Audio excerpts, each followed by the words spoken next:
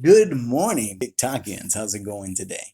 Hey, check it out. I got another book here from my library, my personal library in the house. This is called Speech, Behavior, and Human Interactions from a friend of mine named Maria, who gave it to me as she's moving things out of an apartment of hers or house that she owns. This is written by Borden, Gregg, and Grove. Want to say thank you for the book, and I haven't spoken to her in a while, so appreciate it. This book was published in 1969. We're going to stick to this theme of social progress and comparative writing, because comparative literature, looking at society in 2022 and compared to what the peeps were talking about in 1969.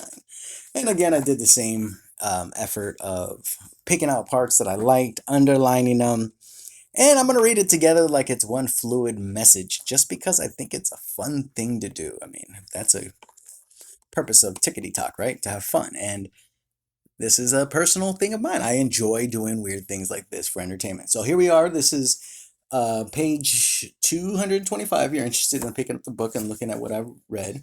I might lose some of the context of the message in the book because I am just going to be jumping around with a single line here, single line there until it is a full message. So with no further ado, let's continue.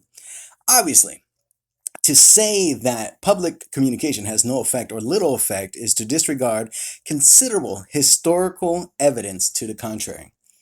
How then are we to consider the way in which public communication works in our society? What can we hypothesize about the nature of the effects of communication? What role does communication play in the overall scheme of man's activities, accomplishments, triumphs, and tragedies?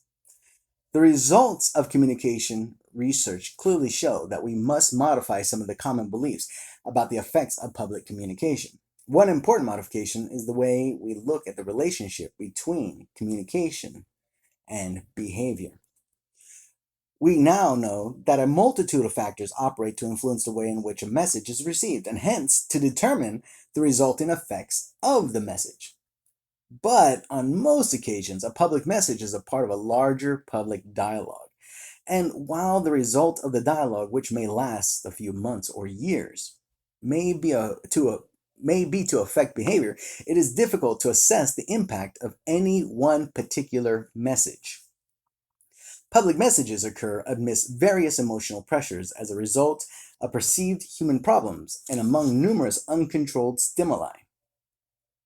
We cannot know, let alone control, all the variables in such a social setting.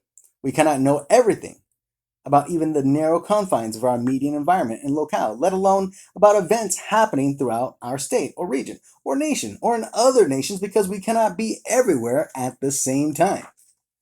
Today, because of the technological magic of mass communication, we find out about insurrections, airplane disasters, royal weddings, military victories or defeats, election results, and the like and the like from all over the world almost instantaneously.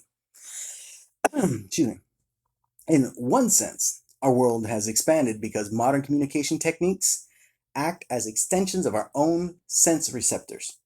In another sense, our world has been steadily shrinking as images from far continents pour into our daily life.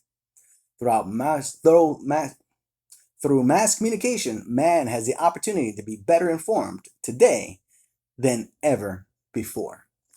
And again, this is from 1969, and it is a great way of reflecting on society's changes in the last 50 years, because believe it or not, that was about, what, I think 1969 will make it 53, 54 years ago or something like that. So this is a very old, ancient book. But ancient book. Comment, talk to me, leave me some messages. I want to engage with you guys. I want to see what you think, how you feel, your opinions, I give some quotes, some other selected readings you want me to share, and it'll be a lot of fun. Let me know.